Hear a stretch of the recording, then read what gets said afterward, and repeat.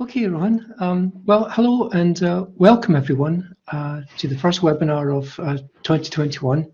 And delighted to have Rohan Slaughter of Dundee University with us today to talk about the new MSc in Educational Assistive Technology, which will give formal recognition to assistive technologists in education. It's a long time coming, so that's great news. Now, I've known Rohan for many years, and I really recognise him as being one of the most experienced and knowledgeable assistive technologists around. So welcome to Rohan. It's great for you to be doing this session today. If you have any questions, please pop them in the text chat when Rohan is finished, and I'm sure he'll be able to answer them for you. So without further ado, over to you, Rohan. Thanks. Thank you for the very kind introduction, Craig. I'm just going to start my slides going, so can you let me know if we're coming through with subtitles now? Yeah, all is good, yeah. Great, okay, that's good. So you can see my main screen. Just checking, I've got multiple monitors on the go here. Yeah, it's all looking good, yeah. Great, thank you. Okay, well, thank you very much for coming along to this presentation. I'm going to be talking about the new MSc in Educational Assistive Technology. It's very new. It's starting, the first cohort is starting round about now. The description that we use to advertise this webinar is now on the screen here. So our first cohort is starting this January, so right now. And like Craig said in his introduction, we are wanting to use this course in time to give formal recognition for the role of an assistive technologist or an educational assistive technologist. We've called it educational assistive technology to differentiate it from the more health-focused content that's out there and the roles that are out there that you would often perhaps associate with, say, clinical rehab engineering, which is not what we're talking about here. So what I'd like to cover today is an overview of the module content, how we're delivering it, what the entry requirements are, and I'm going to be talking about some of the elements of the role that make it up. So we see it as an emerging multidisciplinary or transdisciplinary role that's drawing on knowledge from education, assistive technology, and therapy in particular. So occupational therapy and speech and language therapy.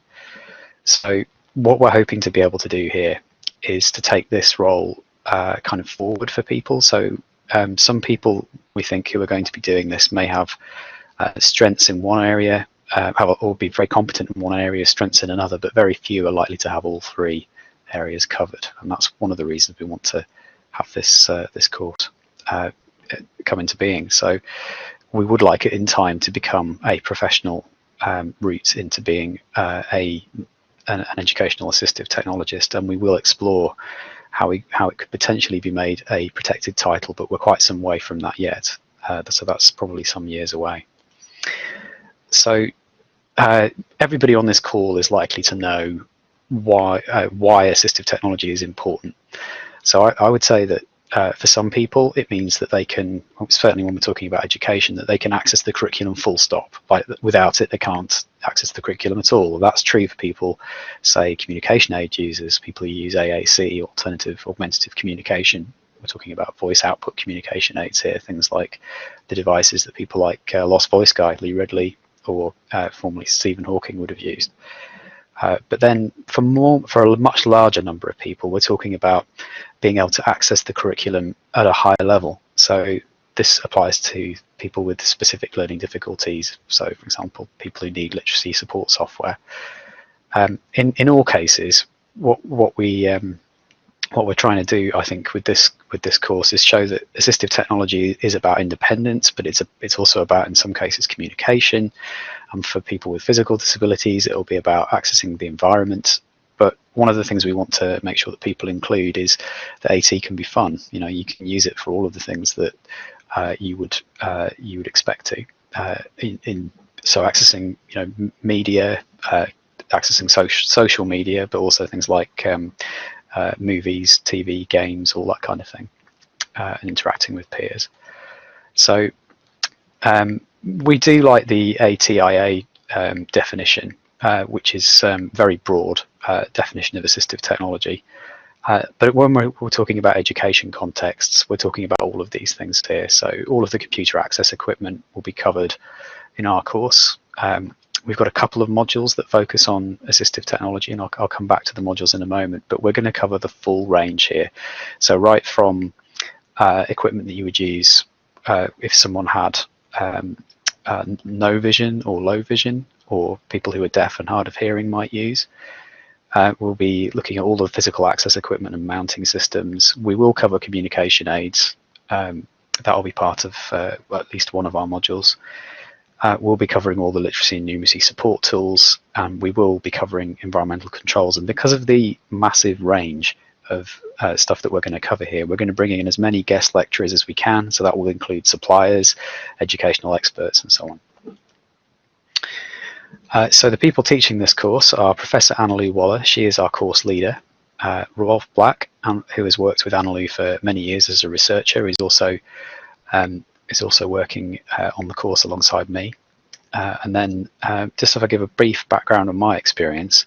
So I very recently started. I've been in post for 2 months. I started at the beginning of November at the University of Dundee. I was previously employed by Jisc for 5 years as a subject specialist. So I covered both assistive technology and infrastructure support to our Jisc members. So that was all of the universities and colleges. So before I joined Jisc, though, I worked at Beaumont College, which is an independent specialist college in Lancaster. And when I was there, I developed and ran an integrated technology service that included mainstream technology, assistive technology, e-learning, and the MIS systems. And latterly, I wound up as assistant principal at the college, but for the majority of the time I was there, I was the head of technology. So that's my background. So this course is for anyone who wants to become an educational assistive technologist. So we're hoping we'll draw people in who are already working in an AT environment. So most people will be either teachers or teaching assistants, therapists, or some kind of technician working with therapists, or they're going to be technologists from a variety of backgrounds. So most of the people we think who will be doing this will already have some prior experience or be working in a suitable environment. In order to take the course, people need to be either employed in a suitable context, and if they're not employed, then we need to organise suitable work placements for them. So this is largely going to be people who are working in education, but we're not exclusive to education, even though we've called the role the Educational Assistive Technologist. We will also be looking at, we've also got people doing the course who are employed in social care and third sector organisations, so that's charity organisations. But what's important is that the post holder has to support the use of AT. So the vast majority of people who've applied for our course are doing it in the part-time mode, and we're not actually running the full-time one in this first cohort because there hasn't been the demand for it. But I should emphasise, if we do have people who are not employed in a suitable context, we can organise work placements, but that's going to have to be part of the application process and will be covered in that process. So our first intake is starting now, but we are planning another intake from September 21. It will largely be online. It was always designed as a largely online course. Officially, it's a blended learning offer because we do plan to have an intensive week on campus at Dundee. So in the part-time course, it'll be a week each year. However, in 21, we think it's unlikely that will happen because of the pandemic. So it's pretty much entirely online. It's the plan for this year. But this was designed like this. It was not a response to COVID that we put it all online. It's because most people doing this will be employed all over the country and in time probably all over the world who are doing this course. So entry requirements have deliberately been kept quite open. Officially, we're asking for an honours degree, but that said, if people have really good experience, say in a special school, a specialist college, a mainstream college, a university, or any other organisation that provides AT support, then we'd like people to apply. If someone's got 20 years experience, we think that's probably going to be more useful than someone who's recently graduated and doesn't have that experience. So we'll look at at both groups. We don't want to miss out on anyone who's got really good experience just because they don't have a first degree. So we'd encourage people to talk to us as part of their application or ahead of their application to consider whether they can apply. But we've kept it as open as we can because we really don't want to miss out on those talented people who maybe don't have some of the traditional academic route. So I'm just going to briefly describe the modules. So the first module we've got here is a reflective piece in that we're using a skills and knowledge competency framework for the role, and we'll be mapping people's background and looking at where they're strong or weak in particular areas, and in part to help select our elective credits that we can pull from education, health, therapy and computing. So we don't want people to repeat things they've done before, but the first piece of assessment actually will help us design people's programs. We'll pick which optional modules they do. The second piece is very much focused on their own working practice and what they'd like to get out of the course. So it does define the role in the first module, get everybody up to a shared understanding. We also cover other areas which are things like legislation and regulation that are relevant, current developments around policy. There's a lot of very interesting assistive tech policy changes happening right now and some good development occurring. So the second and third modules are content on, they're very content heavy. We've got a double module on the range of AT solutions and systems, and this is one of the ones where we'll bring other people in. We've got a module on assessment, another double module. We've got a double module on AT in educational programs. This will look at how we embed assistive technology within the taught curriculum. It will look at how to work across educational organisations. We've got a smaller module on specialist and mainstream AT. So where would you use, we see this as a continuum. So there's an awful lot of baked in assistive tech now, things that are built into operating systems like Windows and iOS, the iPads and iPhones and Android and so on. And indeed into Office suites. I'm using one of these baked in accessibility affordances right now as part of PowerPoint with the captioning. But we see, as I say, a continuum here. So it's not that specialist equipment and specialist software is separate from mainstream. There are going to be times where you combine these solutions together to meet someone's needs. But that's why we've decided to dedicate a module to it, to decide, consider how you would join these solutions together. We've got a module on assistive technology partner relationships. This is about how teaming models work across not just within organizations, but then without them, outside of those organizations as well. So an example could be how to make referrals to statutory NHS services like the NHS AAC communication hubs, or environmental control services, or to other parts of the NHS or social care services. Because in some contexts, not all of the specialists who'd be involved with an individual necessarily would be employed by your own organisation. We do have a large dissertation project which will be chosen by the student and very much focused on their working context. So all of the modules will have two pieces of assessment. It's all coursework, there's no exams. We want to make sure that this is reasonable for people to do by having it as much as possible, all of the coursework being focused on things that they're going to be doing anyway. Yes, they'll have to do the academic work to write them up, but if we can keep it realistic by focusing it on things that people are likely to have to do anyway, then we think that makes a lot of sense, because it's very applied. This is a very applied course. We're being very practical about outputs and trying to make as much of the content directly useful to people. Yeah, that's our approach. So I'm just going to go into a little bit of detail on this first module. So the assessment really is tied to this. What have I already done? Where are my gaps? How do I pick the right options here to make sure that I'm going to cover these three areas well?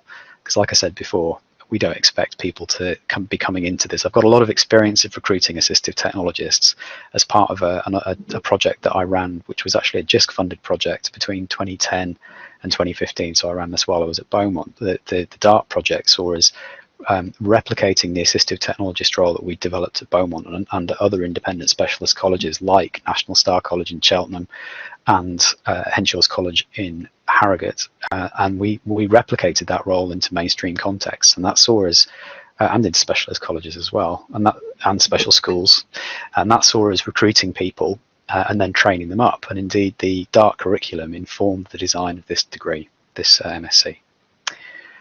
So we've got some experience in this skills gap analysis. We'll also cover how team working, how the transdisciplinary model works, and we'll be considering the things that people need to know in their context around any regulations or other things like Ofsted or the Scottish Inspectorate of Education, social care inspection as well, like the CQC in England, and the Scottish and Welsh care inspectorates as well. So this is a diagram I like to use a lot, and there are lots of different variations of this depending on the context, but the point here is that it changes, the roles around the edge of this diagram change depending on the context. So if you've got, say, a school, you definitely have parents in there. This is a model from a college, so from a specialist college. So we're talking about transition to adulthood here. It's not that parents aren't important in this model. It's just that we're focusing on that transition to adulthood model in this independent specialist college context. So the diagram shows the student at the centre, all of the other professions around the edge of the map here, and the assistive technologist is the glue that holds it all together. So they're organising joint assessments, they're keeping things moving as quickly as possible, they're making sure that everybody has the information that they need, and crucially that the student is driving the process. The whole point of this model with the student in the middle is the student is saying what they want to use the AT for. We have to have a really strong what's in it for me thing here, and one of the reasons I think we see a lot of abandonment of assistive tech is because the student isn't is being done, the assistive tech is being done unto them rather than being done as a result of what, or rather than being provided as a result of the student saying what they want to achieve. So that's a core part of our model. It can be challenging for organisations to recruit ATs because there's no, well, until now perhaps, there's not been an obvious professional route in. It can be, we've had a lot of feedback from head teachers, from college leaders to say that they can't get these people even if they want to. We think that by having this course, it means that they can train people up from within. So if they've got someone who's a really good learning support worker on staff, someone who's maybe working in the library or in the learning resource centre, or in a university context, maybe they're working in a disability support service or in a college access centre or in any of those places, then there's the opportunity to train them up in the areas that they're perhaps weaker on.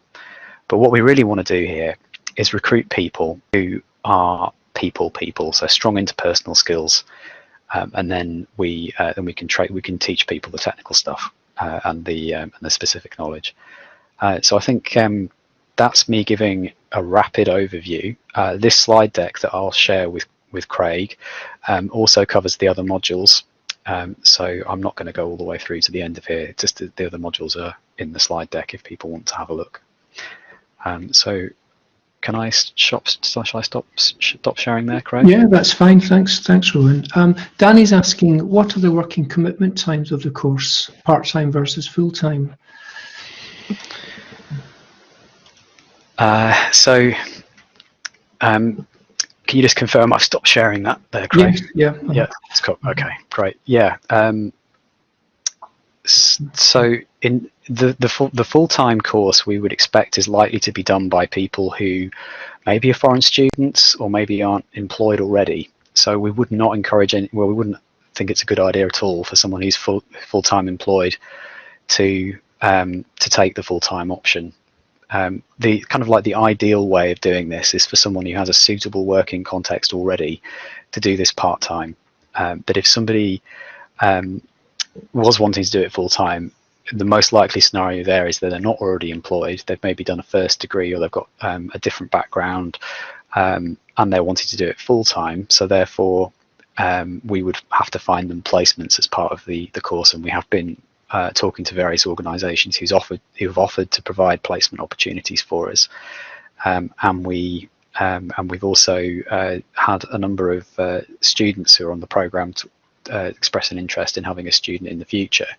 So that is the method that we'll use. So in terms of commitment on the part-time, we've been asking people to show us some evidence that they've got the support of their employer. I mean, in many cases, employers are funding the fees for people to do this, so they clearly have the support of their employer in those cases, which is great. But we wouldn't expect it to be vastly more than a day's time in a week that people would be spending on it. I hope that answers the question, Danny. That's in the part-time. Yeah. I have a question, if that's okay. Will there be possibly in the future maybe an option to maybe study it as maybe a diploma or a certificate type course rather than the full-blown? That is definitely in our roadmap. Yes. What we're planning is for some of the core modules that I showed you earlier to be offered as M-level CPD or continuing professional development for people who are, say, teachers or therapists. Interestingly, speech and language therapists and occupational therapists have very little assistive technology in their undergraduate programs, so they might want to do some of our modules, like the assessment module, or the modules on the AT content. They may be quite useful for people who are teaching or in therapy roles. Yeah. So yes, we plan to. That'd be quite attractive for many people.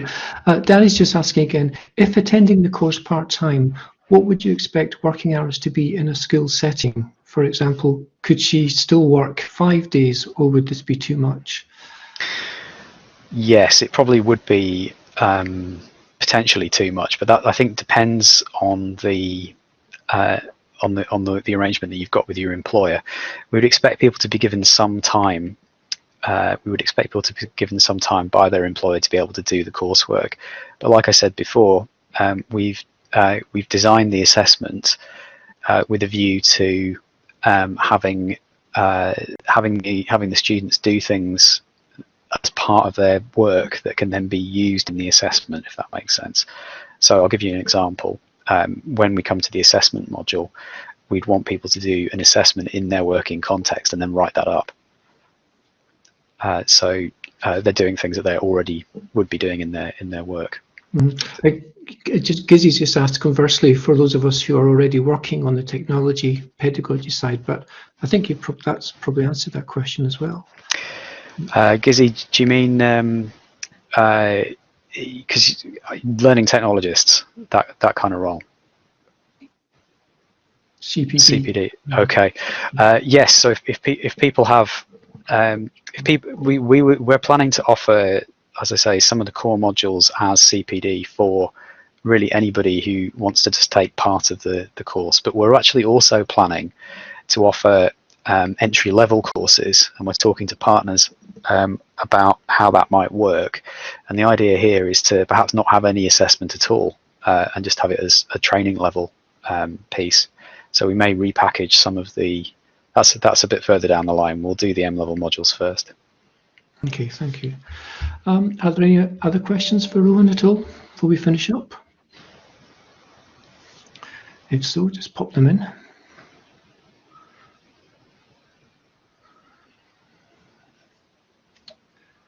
None? Oh yes, sorry, does the course run, Danny's asking, does the course run January to January? Yes, the part-time course that's starting now, year one will be 2021, the calendar year, and year two will be 2022. And we are planning a September intake. It's possible, probably even, that we'll switch to having just the September intake. It depends on demand. We may run 2 intakes a year if there is the numbers to support that. Maria's asking, is it possible to get a copy of the slides? I don't know if you put your email address or my email address and people can get in touch for them.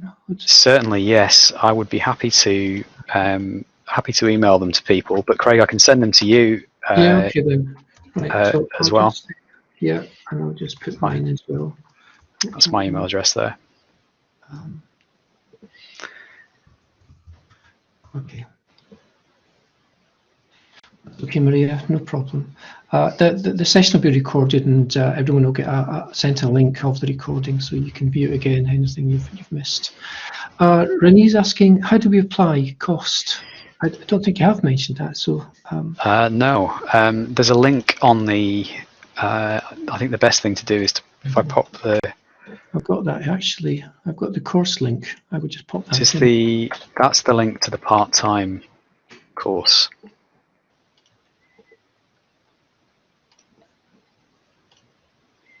Yeah. And from that link is information about fees. There's also links there about scholarships and funding and all that kind of thing. Okay, great. Well, thank you, Rohan. That was excellent. Thank you. Really very informative. Looks like a good course. And thank you, Craig. Finally, we have a sort of course in Scotland and the UK, really, for assistive technologists. That's great. Thanks. Yeah, it's something that we've wanted to bring into being for some time. Yeah. Okay, I'll close the session now. Thanks again. Thanks, Rohan, and thanks for everyone for joining and for your questions as well. Okay, thanks. Thank you. Bye. Thanks very much. Bye.